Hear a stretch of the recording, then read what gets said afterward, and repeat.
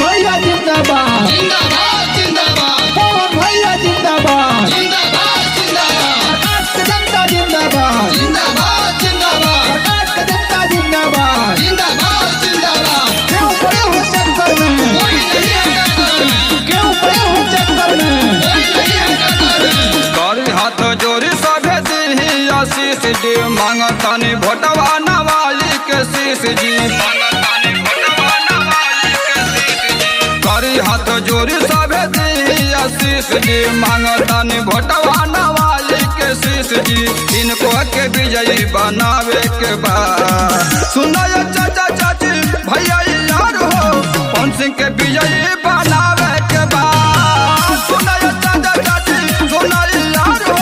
पवन सिंह के विजयी बनावे के बाद आपका नेता कैसा हो पवन भैया जैसा हो आपका बेटा कैसा हो पवन भैया जैसा हो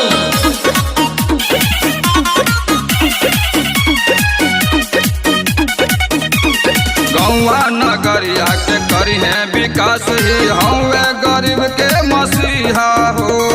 कहीं school college hospital film city बनी हवा हो गौवा नगरिया के करी है विकास ही हवे गरीब के मसीहा हो कहीं school college hospital film city बनी हवा हो करी हाथ जोड़ी सभे दी आशीष हो मांगतानी घोटवा नवाली के शीश हो इनका के विजयी बनावे के बाद सुनाय चाचा चाची भैया यार हो पवन सिंह के विजयी बनावे के बाद सुनाय चाचा चाची भैया यार हो पवन सिंह के विजयी बनावे के बाद पवन भैया जिंदाबाद जिंदाबाद जिंदाबाद पवन भैया जिंदाबाद जिंदाबाद जिंदाबाद